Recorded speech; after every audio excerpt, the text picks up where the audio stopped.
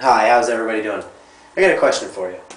When is the last time you picked up a newspaper or turned on the news on the television and saw an article about a stone driver or a driver under the influence of marijuana who crashed his car and killed a family of four, or got in a vicious fight, or killed a cop, killed a mother, killed a brother, killed someone's family member in general? Because I guarantee you've never seen it.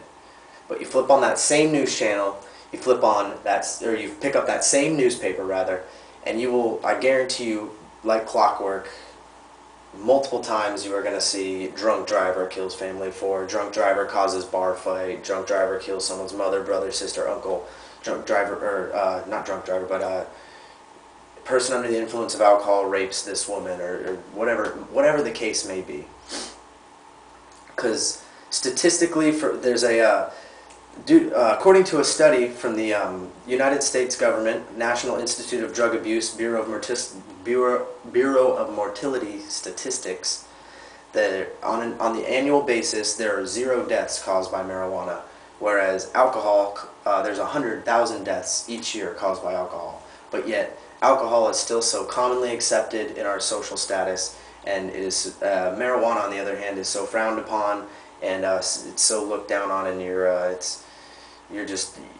kind of frowned upon among certain social circles if you happen to smoke marijuana. Whereas if you're a drinker, it's completely acceptable, and no one seems to think any less of you.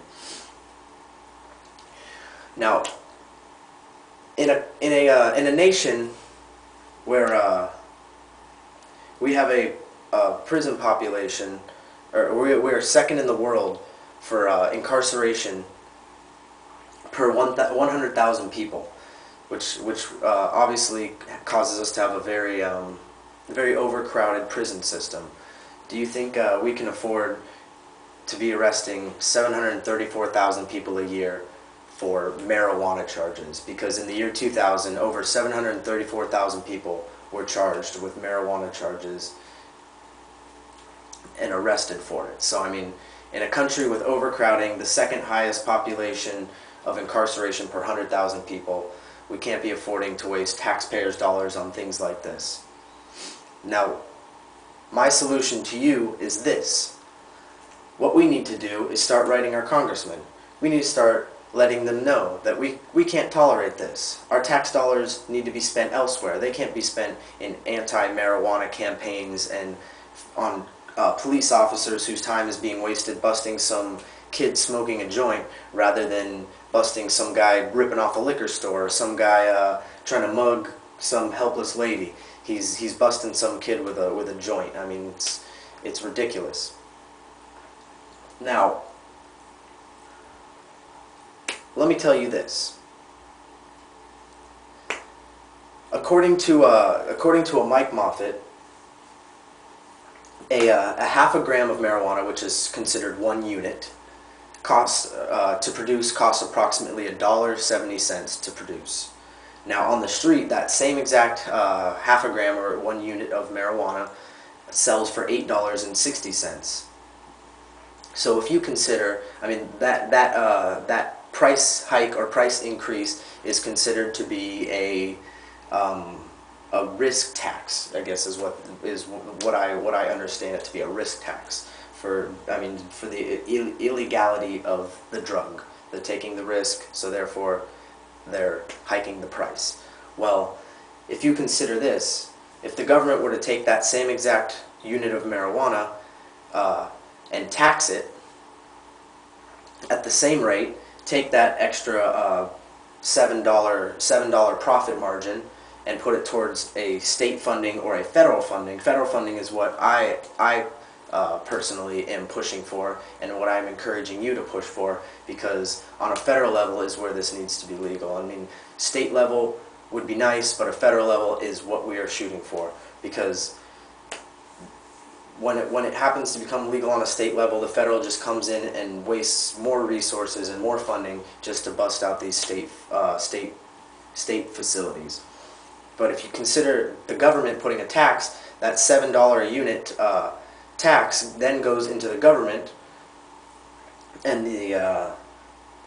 the accessibility of the product would become, entrepreneurs would take advantage of it. The accessibility of the product would become much more open to the public, and therefore the black marketers, the people, the criminals, the drug lords, everyone who is into risky business, or risky business, I guess is what you call it, into dangerous type dealings, would then no longer have their hand in the pot, and they would not be getting wealthy off this. Instead, it would be our federal government, which could, I would say, use the money, especially in this time.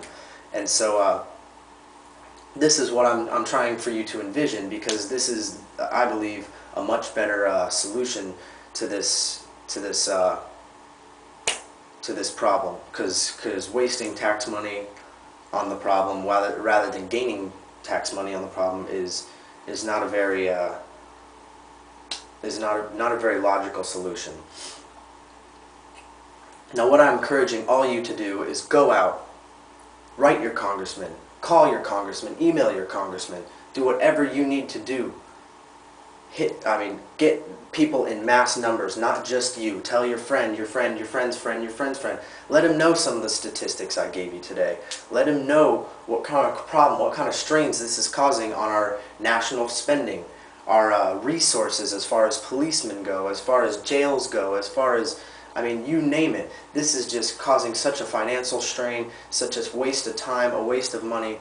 Like I said, on an annual average, according to a United States census, marijuana causes 0 deaths annually, whereas tobacco causes 400,000 deaths a year, and the U.S. government has no problem taxing this drug and gaining quite a hefty profit off of it. Alcohol, same thing, 100,000 deaths a year, where they have no problem. Even caffeine causes 2,000 deaths a year. So that's saying that caffeine is more of a detriment to your health than marijuana. So it's time to get out of the old ages and get out of the old way of thinking, open our minds, and open our thought process and our way of thinking to allow for change, because the old way of thinking and looking down on marijuana is out the window. It's no longer null, because this substance is no worse than alcohol. I would argue that it is much better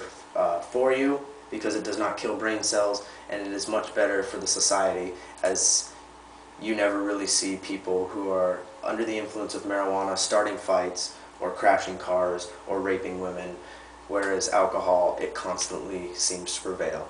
So I hope that this speech has influenced you, and I hope that you go out, write your congressman, get your friends to write your congressman, get your friends' friends, your friends, your family, everyone to write their congressman, and try and get this illegalization lifted on a much higher level than just a state level. I want it on a federal level. Thank you very much.